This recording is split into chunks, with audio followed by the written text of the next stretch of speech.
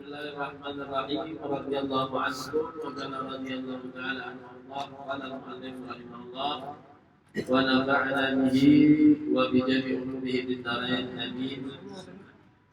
Alhamdulillah, kita panjatkan puji syukur kehadirat Allah Subhanahu wa taala atas segala nikmat yang Allah Subhanahu wa taala berikan kepada kita. Mudah-mudahan selalu bisa diberikan kesehatan oleh Allah. Mudah-mudahan selalu dimudahkanlah langkah kaki kita, hati kita untuk bisa istiqamah hadir di majelis ilmu umat. Hadirin wal hadirat yang dirahmati Allah Subhanahu wa taala, jamaah majelis Miftaul Jannah wa rahmatullah.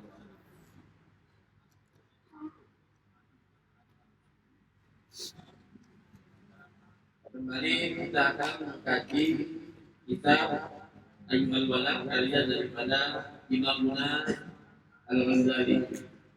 Di bab kali ini tepatnya di halaman, kalau yang ada dalam bukunya itu ya, di halaman 10. Ya, halaman 10 di tengah. Halaman 10 di tengah. Kalimatnya Ayyuhal Walad kami layani. Wahai anakku, berapa banyak malam rasanya. Ya. Yang pegang bukunya. Ini ada bukunya nih, tolong bagikan. Dibagikan bukunya. Nah, di halaman 10.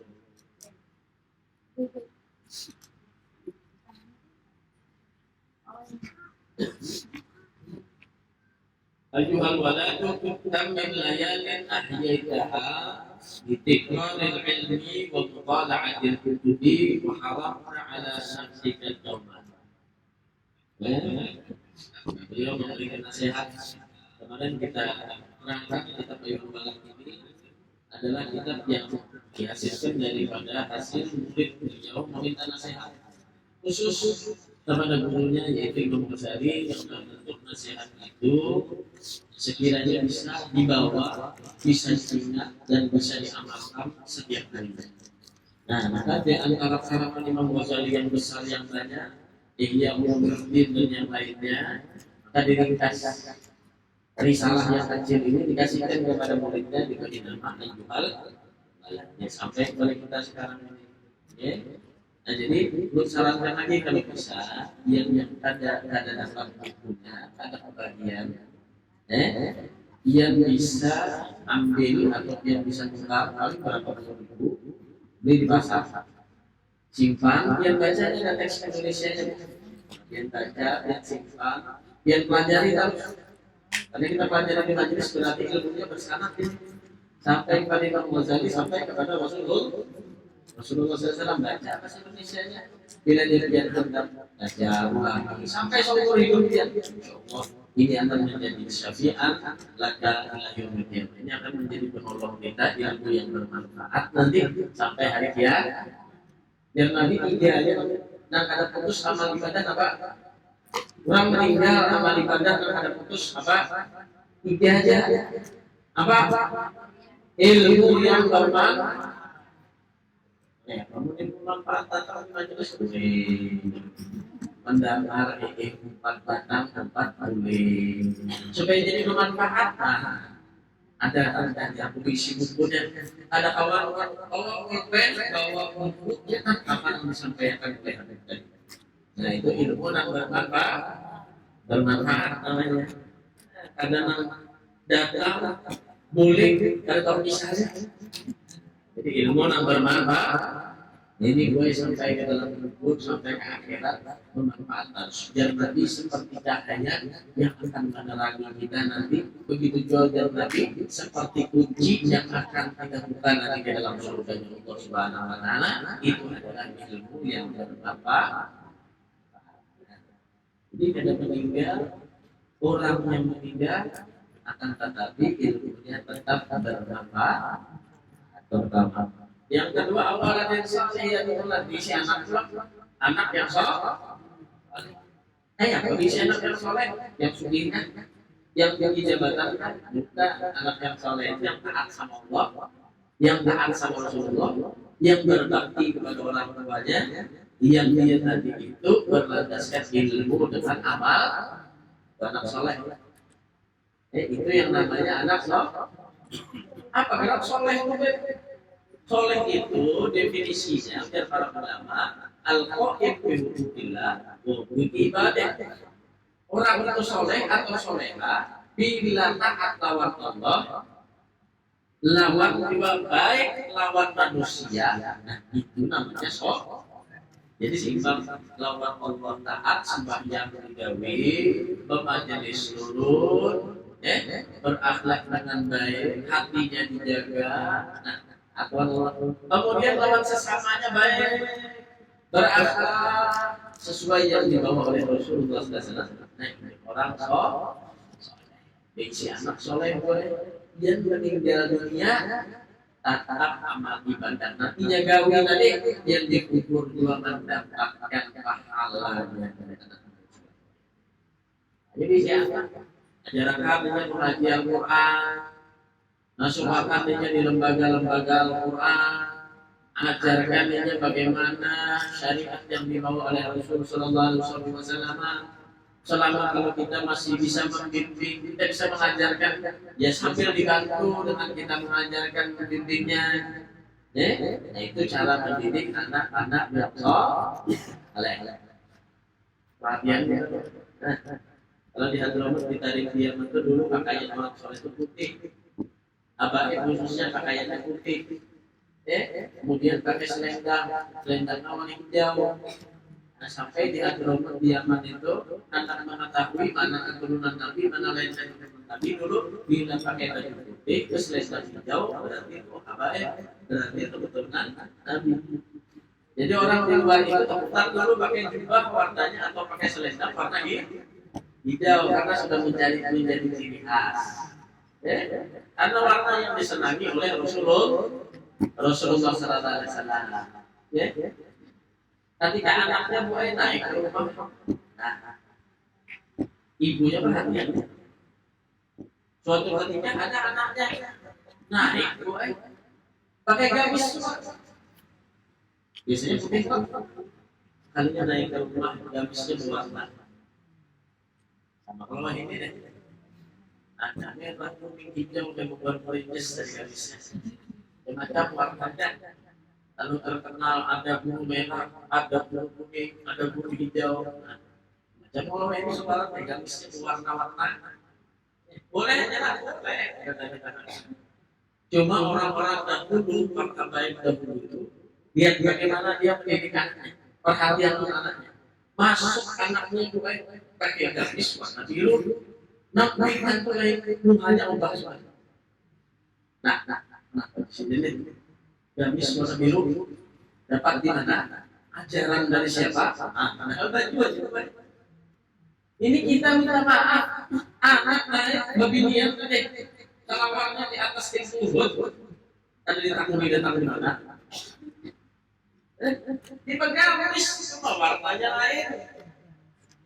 Diinterogasi mamanya. Bahari Pak, Bahari.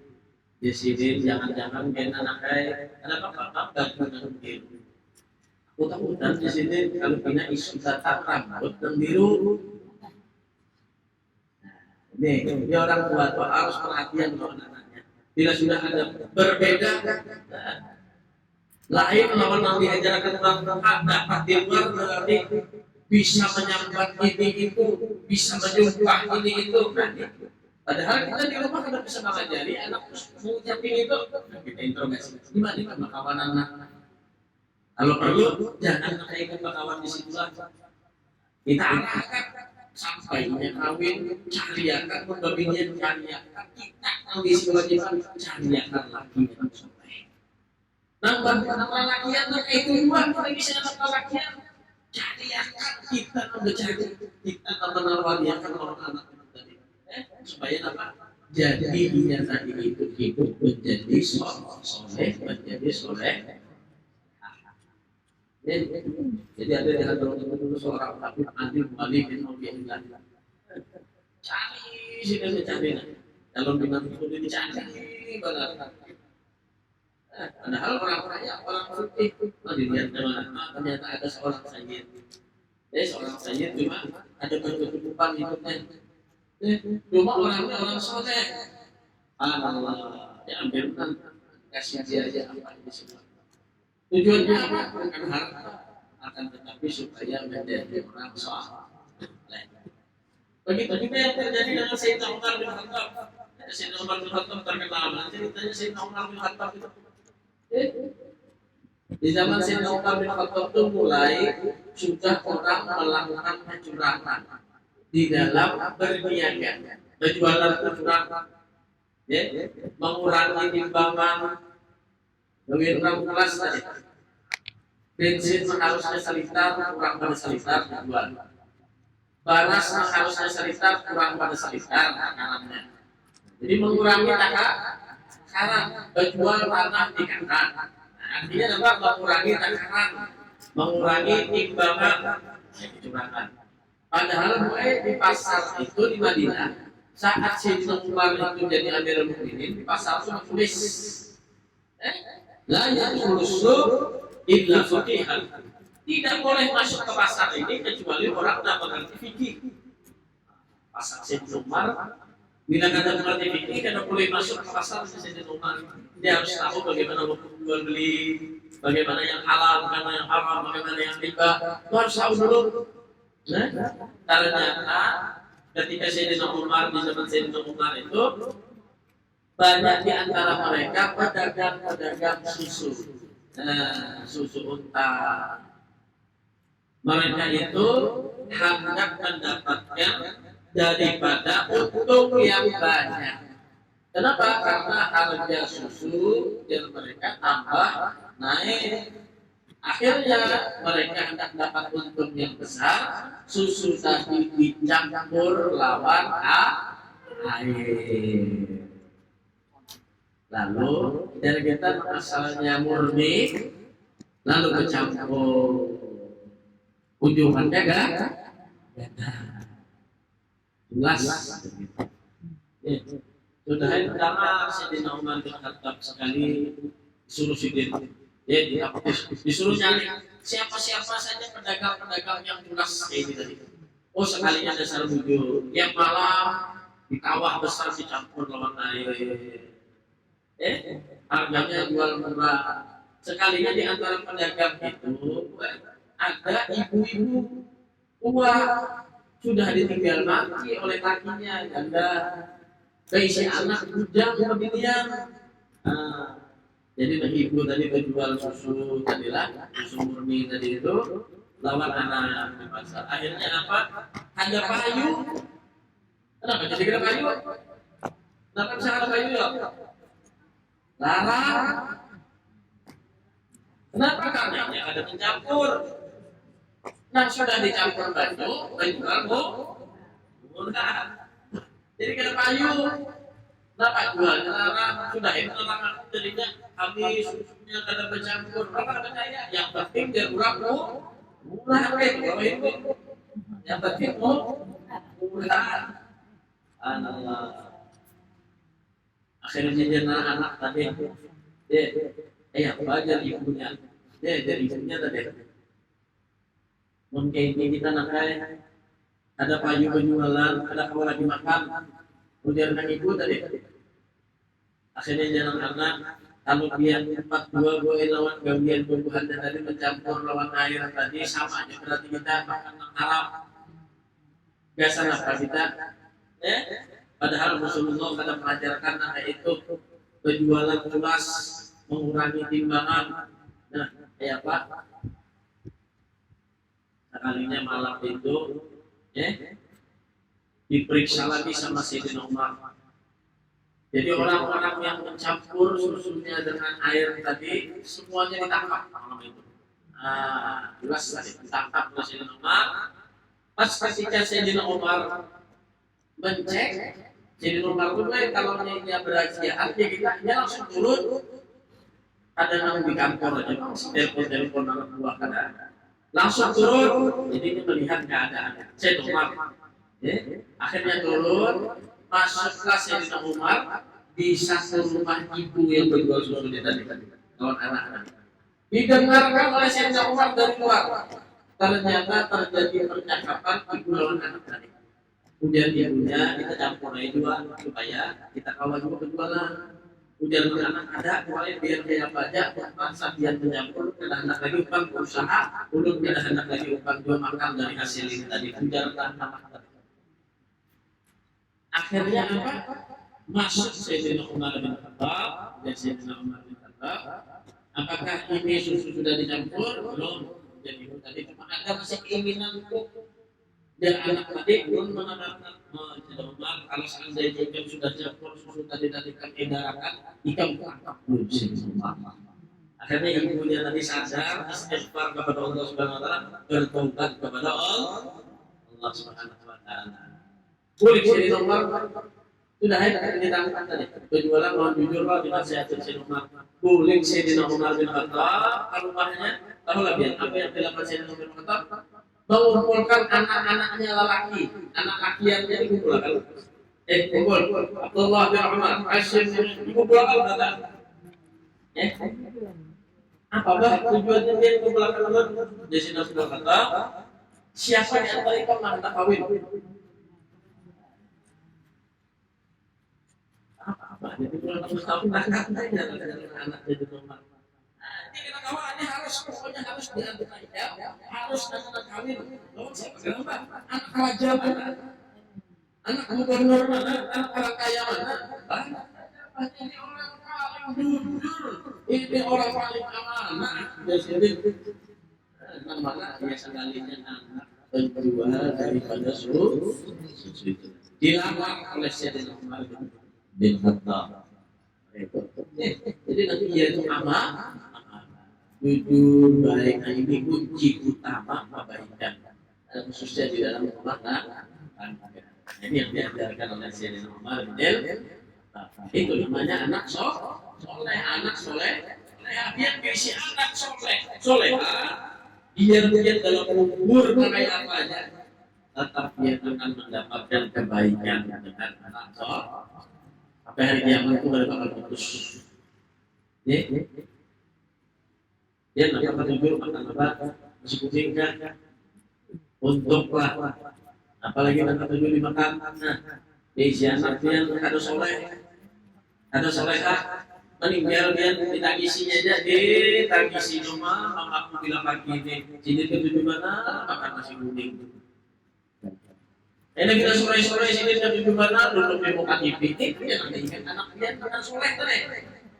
Cuma kalau dia bisa anak soleh habis maghrib bayarnya habis maghrib ya si Al-Quranil Hakim jadi fatihahnya dikiriminya tak kuburan didatangi dibacakannya ayat Quran yang bermanfaat makanya harus kita tadi itu mendidik menjadikan anak kita itu menjadi anak yang soleh dan soleh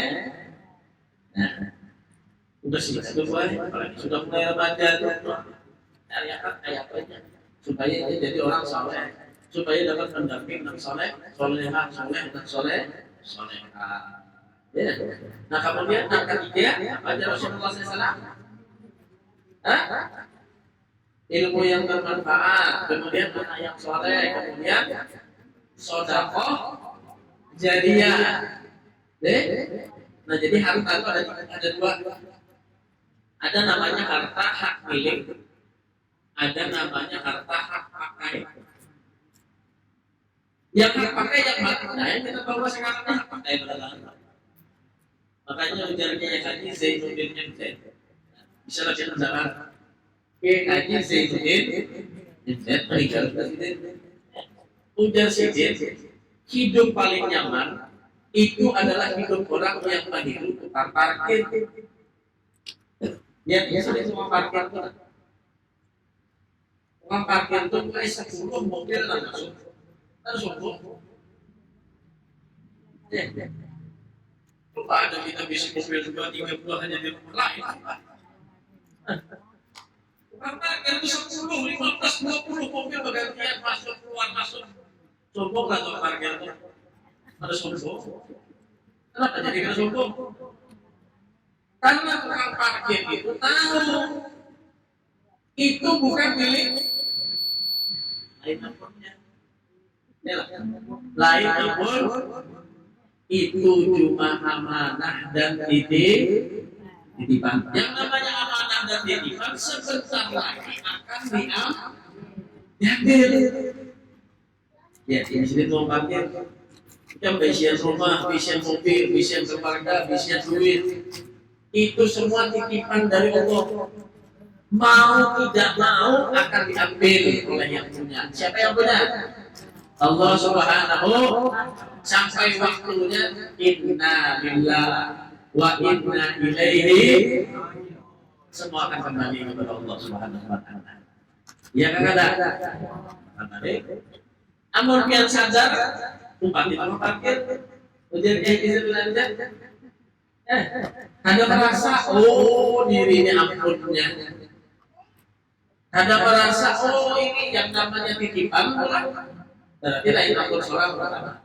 Yang kedua yang namanya titipan dan amanah berarti harus dijaga. Dia memarkir mobil, dia saja dalam parkir kendaraan mobil misalkan bayar mobil, bayar tujuan dia bayar apa? Supaya aman, supaya dijaga. Nah itulah. Makanya dia mengambil mobil keluar dari lahan parkir tadi, atas spionnya pecah, bannya putus, apalagi namanya itu ajar kita budi-budinya lempak-lempak, apa biar? Ya apa biar? Saling kan ada? Mau main saling lagi itu. Pas-pas ya betul, parkir itu seperti ini mobil apa? Ya lah. Nah, maka itu juga Allah Subhanahu wa taala. Kita diberikan amanah, anak, berikan amanah jabatan, diberikan amanah uang, diberikan amanah keluarga. Kalau ternyata kembali kepada Allah tidak sesuai yang Allah jadikan pengapalan jinna wal insa illa hudud. Allah mendidik kita ini supaya untuk beribadah, supaya taat kepada Allah Subhanahu wa taala. Ternyata pasti ambil Allah tidak sesuai. Ya?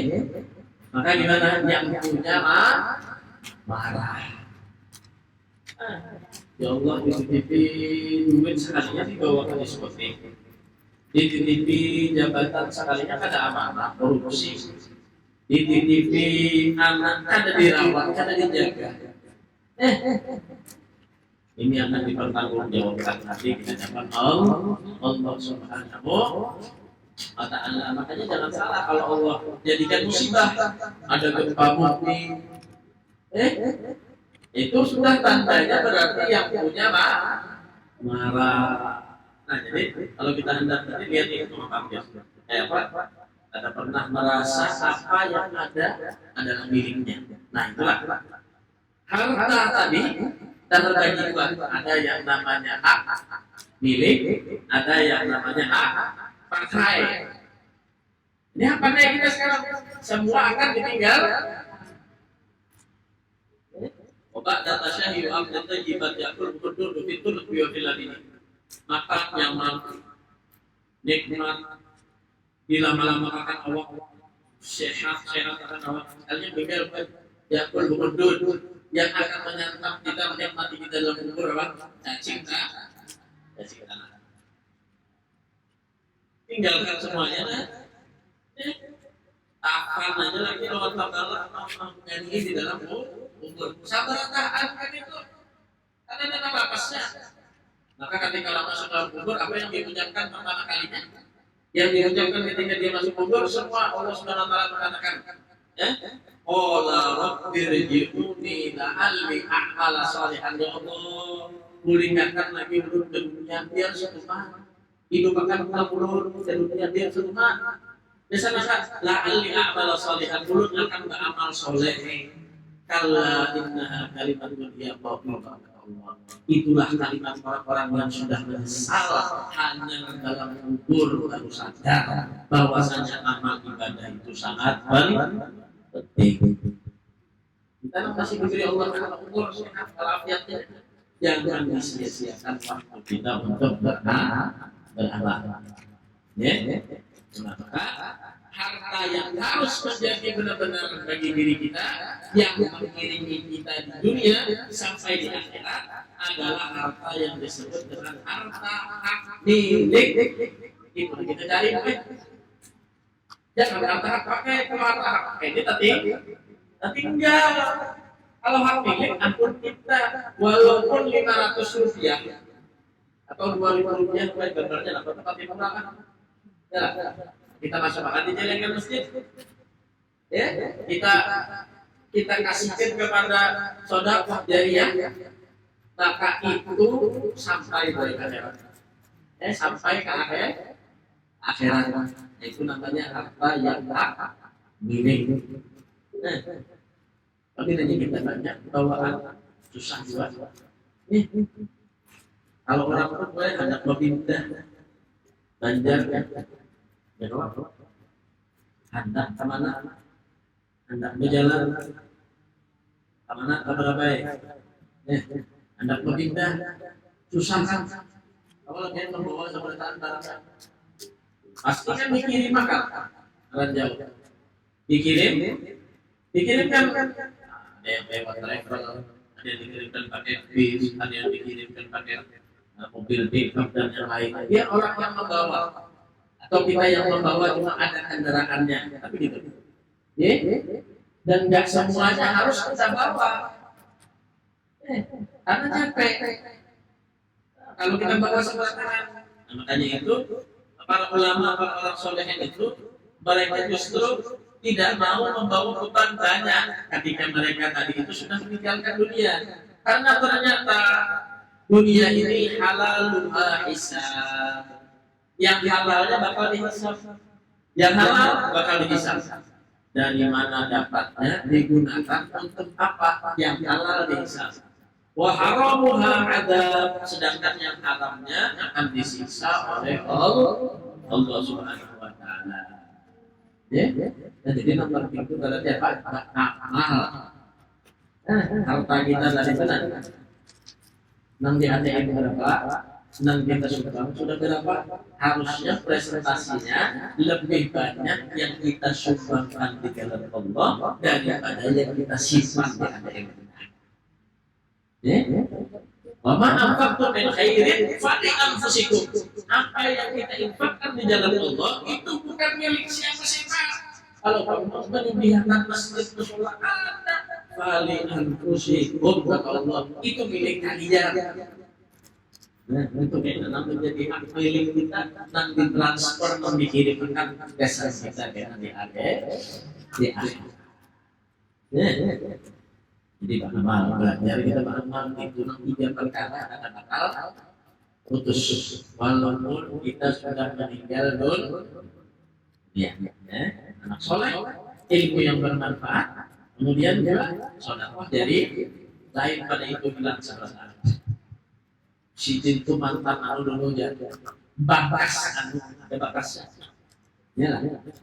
Bakas ini si anda, bakas laki si anda. Bakas gubernur jabatan, bakas kurang suci, bakas adalah ada lagi yang dibawa sampai ke akhirat kecuali 3 perkara ini. Jadi ini hal yang harus kita perhatikan di Indonesia. Nah kemudian hal ini mengatakan rahimahullah. Imam Al-Ghazali menerangkan lagi di sini, ayyuhal balad kami layak ditahiyat al-ibtidar al-ilm wa mutala'at al-kutub dunia. Wahai anakku, kata beliau, berapa banyak dari malam-malam yang engkau hidupkan, artinya kita menghidupkan malam hari, tapi mulai maghrib mulai sampai sebelum subuh. Bitikrar ilmi dengan mengulang membaca ilmu, wa mutala'atil kutub dan mutala'ah mempelajari daripada kitab. Wa haramta ala nafsika naum, dan engkau mencegah atau mengharamkan daripada hanya dipakai waktu untuk tidur. Jadi nasihat sini apa? Hitung-hitung bang diri kita ini bila malam punah. Berapa sudah amalan yang kita amalkan, ilmu yang kita pelajari, kitab yang kita baca, termasuk Al-Quran, termasuk zikir, termasuk amalan yang kita kerjakan, bangun di tengah malamnya. Apakah hanya waktumu engkau habiskan hanya untuk tidur saja? Jadi beliau itu membuat pertanyaan, cuma kayaknya kena semuanya. Sayang udah sedih. Ada ulama tua yang rela malam itu paling tidur 2 jam pada Allah. Nah, kalau di Pontianak itu ada Syarifah Anisah, umurnya lebih dari 100 tahun. Nah itu kalau bisa dia ziarah ada di Pontianak, mampir ke sana, ambil berkah. Umurnya lebih 100 tahun, tidak lebih 3 hari menghatamkan Al-Quran sampai sekarang. Itu orang soleh, itu orang soleha. Karena kurang 3 hari hatam Al-Quran. Kita nasihat bedanya kejadian masih mana Qurannya 3 hari. Jadi bisi anak entah 3 atau berapa. Nah itu setiap 3 hari itu dihadiahkan pada sahataman gasan anak punang ini. 3 hari kena pulang sahataman gasan anak punang ini. Subhanallah. Kemudian dia membaca zikir dan yang lain. Ibadah orang umurnya bukan di YouTube dia kalau anak dia bukan di YouTube. Nah, info tentang beliau orang masih hidup, ya orangnya masih hidup. Subhanallah. Orang-orang soleh, apalagi orang-orang dahulu, orang zaman sekarang astagfirullah. Kata para ulama, orang dahulu bisa jadi orang hebat, bisa jadi orang alim, bisa jadi orang soleh. Orang sekarang juga bisa. Kenapa? Karena Tuhan yang dahulu dengan Tuhan yang sekarang masih sama. Cuma bedanya zamannya yang berbeda, ujiannya yang berbeda, masya Allah. Nah inilah yang mengolah kita itu kadang banyak lalainya daripada taatnya kepada Allah Subhanahu wa taala. Apalagi dia Tuhan ini laksana dulu kan. Dia tapi kering lagi sudah malam. Kalau kita salah zuhur. Jadi malam itu banyak beribadah dengan harapan apa? Mudah-mudahan husnul khatimah. Nah itu banyak harapannya. Adanya itu nak menghadap air, maka itu hanya beribadah. Justru nangkuha itu hadiah daripada waktu mudanya dia habiskan untuk beribadah. Harus terbiasa. Kalau pemain tinju itu langsung naik ring atau belajar dulu, langsung naik ring. Nah, dia pengaturannya kok bintar-bintar. Karena biasa, karena dia ada biasa. Kalau orang sudah belajar mulai dari mudanya, dia latih sholat 5 waktu jangan ketinggalan, dia latih untuk biasa mengerjakan salat sunnah. Walaupun bolong-bolong dia latihan. Nah itu ada kemungkinan nanti tuanya dia juga gemar untuk beribadah. Bagi Tuhan banyak ibadah. Nah, kurang-kurang ibadahnya tadi banyak melihat cermin.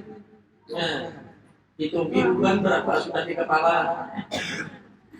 Supaya jadi penegur bagi masing-masing kita, masih seinikah lagi ibadahku, padahal ini kita akan menyelamatkan kita. Jadi banyak ibadah. Nah, untuk jalan Imam Ghazali, coba perhatikan, wahai anakku, ketika malam itu datang, kau hidup berapa sudah banyak yang kau ulangi tentang ilmu, berapa sudah banyak kau pelajari tentang kitab, ajaran, begitu juga dalam Al-Quran.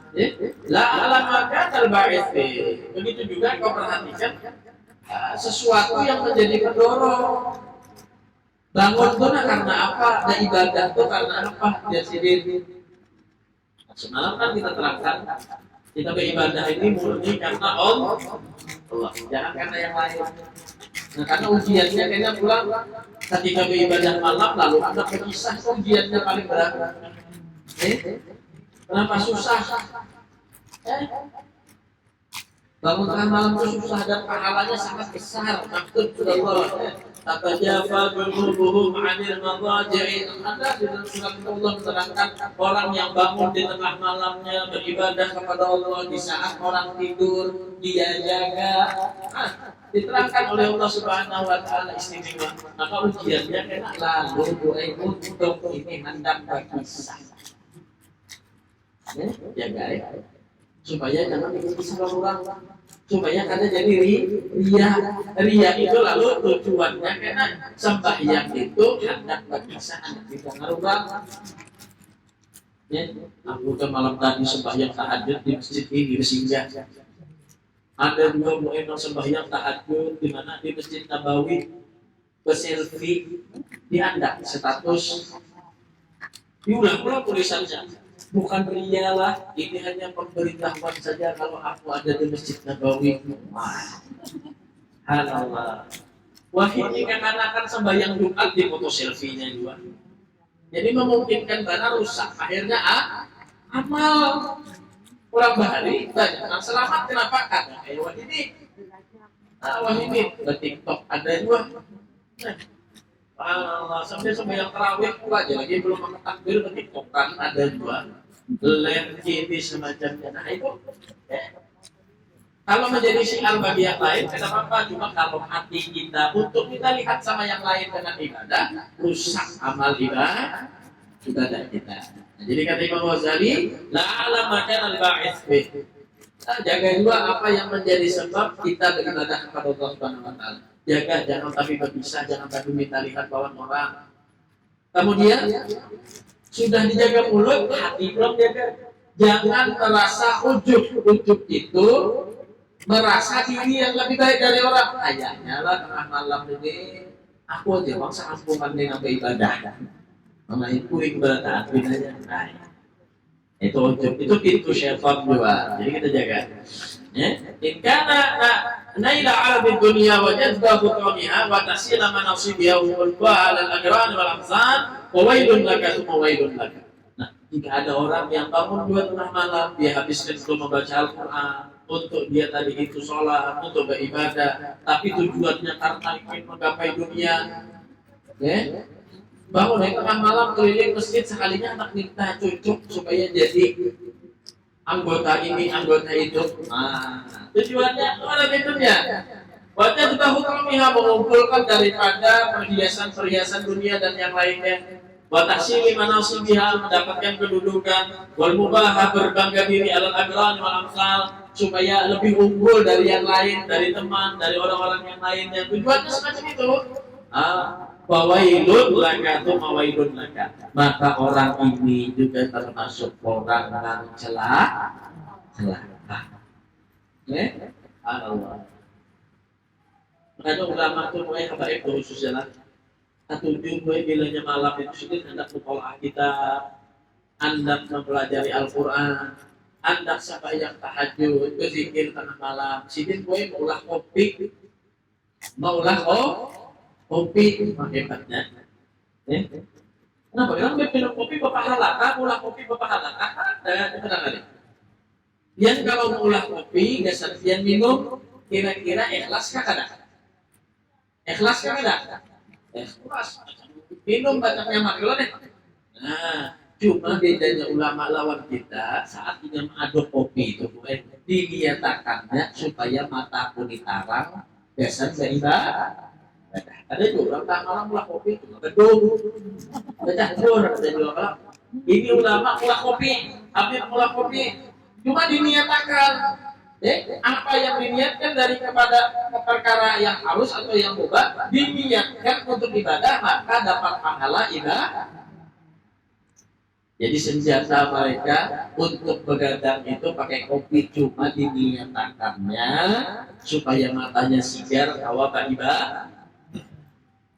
Ulah kopi tadi apa pasti dapat ikhlas membaca Al-Qur'annya belum tentu ikhlas.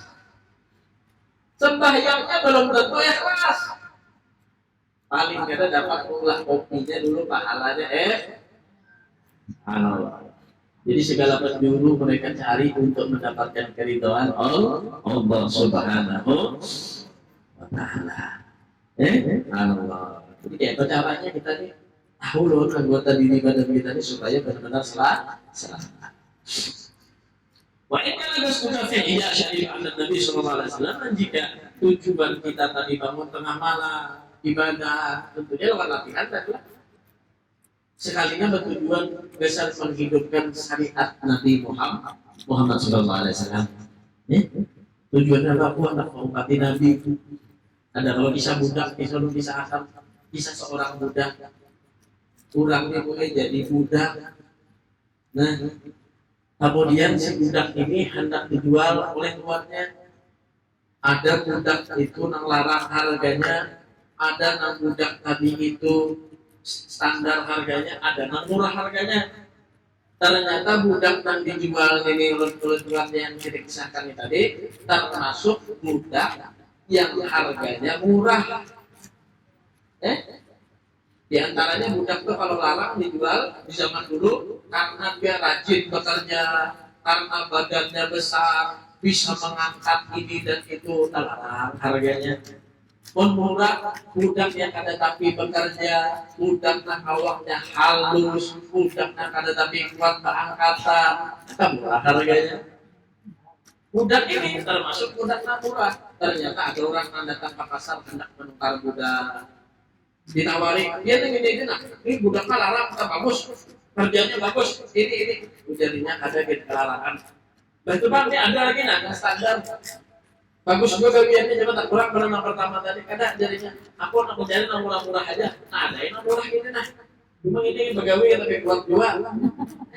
Tak ada jadi pegawai ini biar dia sudah jadinya aku cari yang murah aja. Akhirnya dibawalah si budak yang murah tadi ditukar, dibawa ke rumah. Sekalinya saya bujur juga, pegawai kata tapi kuat, kata tapas kata tapi kuat, kata sapu pada tapi uyuhan orangnya. Sekalinya yang majikan ini baik suatu ketika bangun tengah malam, melihat, sebanyak ini sekalinya budak ini, ditungguinya masuk kamar, keluar pulang, majikan ini dilihatnya, ada tuntungannya lagi sebanyak. Sampai subuh ada tuntungannya lagi sembahyang si budak. Malam isuk dilihatnya lagi, sekalinya mulai timbah isa sudah tuan rumah guringan, dia beribadah sampai subuh maduin. Allah dilihatnya, ya malam sekalinya ada guring. Oh nah ini dia majikan cucu kain seharian kena kuat dari pegawai begadang sekalinya beribadah. Allah. Suatu ketika boleh ya Allah pasnya sholat, ternyata majikannya memperhatikan si budaknya sholat karena dulu majikannya tadi. Ternyata budak itu merasa ada yang mengintipnya, ada yang mengawas-ngawasinya. Itu kayak itu biasanya kalau orang rasa sayangan dong lah. Lagi berduaan, sayangnya berduaan, ada nama intip, kira-kira kayak cari apa? Rasa ada nama awasnya yang kita tidak. Dia aja dua lagi bini, nah lagi berduaan, ada nama bingung. Rasa ada nama sudah kita ada nama nah intip deh, nah ya lah. Sekalinya budak tadi merasa gue diperhatikan lawan majikan tadi, ada nyaman hati. Aku dari budak ini seumur hidup merahasiakan sudah cintaku ini. Aku cinta benar lawan Allah Subhanahu Wa Taala. Ada hendak ngaran cintaku ini diketahui oleh orang. Aku hendak berduaan aja lawan Allah Subhanahu Wa Taala. Budak padahal Allah. Terbatas kalau budak ini ada kawan kayak orang bebas. Nah disuruh lah inilah. Akhirnya biar budak tadi untuk sembahyang gue angkat tangan. Namun sudah diketahui budak mata ini Allah. Mati akan aja ulun. Sukan sudah ketahuan, lu kan hendak pokoknya hendak berduaan aja kalau Tuhan. Sekalinya ada nang tahu, ada nang kehintip. Sukan ulun mati akan aja sudah. Sekalinya ada lawas setelah itu meninggal itu bukan tadi. Allah.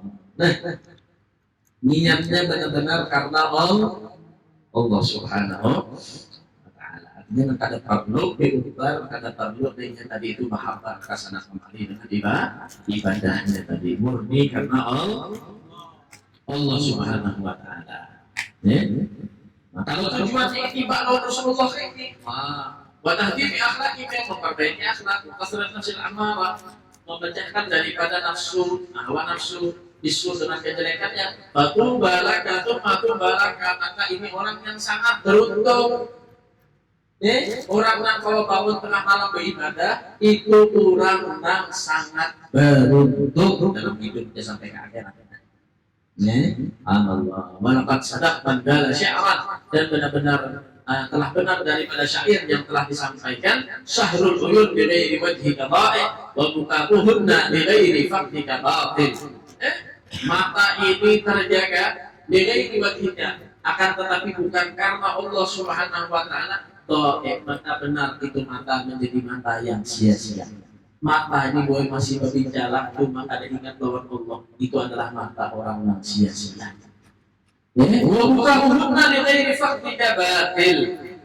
Begitu juga tangisan mata bagi orang yang kehilangan kepada Allah Subhanahu wa taala, itu hanya tangisan orang yang keliru. Jadi kalau orang menangisi perkara bukan karena Allah Subhanahu wa taala, itu hanya tangisan yang keliru. Allah. Ya Habib Hasan bin Soleh Al-Bahar dulu. Si Didi bisa anak meninggal. Anaknya meninggal. Akhirnya orang melihat datang orang tadi itu takziah ke rumah sakit surat anak. Apa yang anak yang meninggal masih anak ini menangisan orang aja sih. Ada perlu tangis ya ampun. Jangan bingung kalau anakku di situ jangan ditangisi. Yang ditangisi itu orang-orang yang rumahnya dekat masjid itu maka diizinkan Allah untuk datang ke masjid. Itu orang yang mendapatkan musibah, orang yang sudah mati, hatinya mati dan dia akan menjadi mati sampai di akhirat nanti.